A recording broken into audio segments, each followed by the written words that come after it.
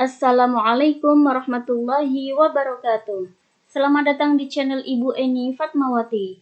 Apa kabar anak-anak? Semoga kita semua dalam keadaan sehat dan dalam perlindungan Allah Subhanahu wa taala. Amin. Pada pembelajaran kali ini kita akan belajar tematik kelas 6 pada tema 1, subtema 1, pembelajaran keempat. Tahukah kamu bahwa tumbuhan tidak saja bermanfaat sebagai sumber makanan bagi kehidupan makhluk hidup, akan tetapi ada manfaat lainnya dalam kehidupan kita. Yuk kita cari tahu.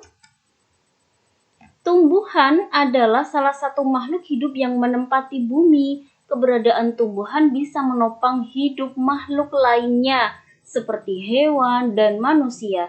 Kehidupan tumbuhan sangat berguna dan mempunyai banyak manfaat.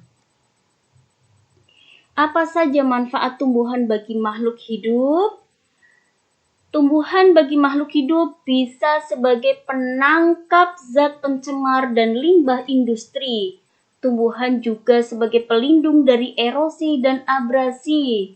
Bisa juga sebagai tempat perkembangbiakan dan rumah bagi hewan, termasuk penghasil oksigen dan mengurangi karbon dioksida, dan sebagai produsen atau penghasil makanan. Anak-anak, tumbuhan berkembang biak untuk menjaga kelestarian jenisnya sebagai sumber kehidupan bagi makhluk hidup lain. Oleh karena itu, manusia memiliki peran untuk melestarikan tumbuhan. Tahukah kamu bahwa ikut memelihara kelangsungan hidup tumbuhan merupakan salah satu bentuk pengamalan nilai-nilai Pancasila? Hayo, siapa yang tahu? Sila keberapa? Tumbuhan adalah sahabat kita. Menjaga tumbuhan sudah menjadi kewajiban kita semua. Dalam menjalankan kewajibannya, terkadang kita tidak bisa sendiri. Kita membutuhkan kerjasama dengan orang lain. Kerjasama merupakan wujud penerapan dari salah satu sila Pancasila. Baiklah anak-anak, ayo kita amati gambar berikut ini. Gambar ini memperlihatkan beberapa anak sekolah sedang melakukan kerja bakti untuk membersihkan lingkungan sekolahnya, dan mereka saling membantu satu sama lain. Gambar ini yang di bawah berikutnya adalah gambar beberapa anak sekolah yang sedang membicarakan sesuatu atau memusyawarahkan sesuatu untuk mencapai satu kesepakatan. Nah, pada gambar yang pertama, beberapa anak yang sedang melakukan kerja bakti atau gotong royong. Kerja bakti dan gotong royong merupakan bentuk pengamalan sila ketiga Pancasila, yaitu Persatuan Indonesia. Pada gambar yang kedua, beberapa anak yang sedang bermusyawarah. Musyawarah untuk mufakat merupakan bentuk pengamalan sila keempat Pancasila, yaitu kerakyatan yang dipimpin oleh hikmat kebijaksanaan dalam permusyawaratan perwakilan. Anak-anak, berikut ini contoh sikap dalam kehidupan sehari-hari yang sesuai dengan nilai-nilai sila ketiga Pancasila. Yang pertama, menumbuhkan rasa mencintai tanah air dan berusaha menjaga nama baik Indonesia. Contohnya adalah menggunakan produk buatan Indonesia. Yang kedua, berteman dan membantu orang tanpa membedakan suku, agama, dan ras. Yang ketiga, menjaga toleransi antar teman dan masyarakat. Yang keempat, saling menghormati, menyayangi, dan menghargai baik dalam lingkup keluarga maupun pertemanan.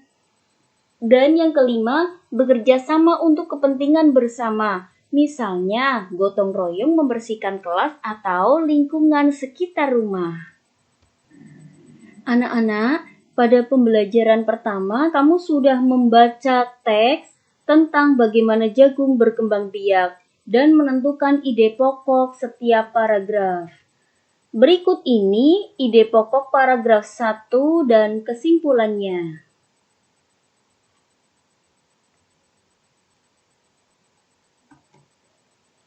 Kemudian, berikut ini adalah ide pokok dan kesimpulan paragraf kedua. Baiklah anak-anak, sudah tahukah kalian cara membuat kesimpulan? Berikut ini cara yang dapat kalian lakukan untuk membuat kesimpulan. Yang pertama, membaca teks bacaan dengan teliti. Yang kedua, menentukan kalimat utama paragraf. Yang ketiga, menentukan ide pokok paragraf.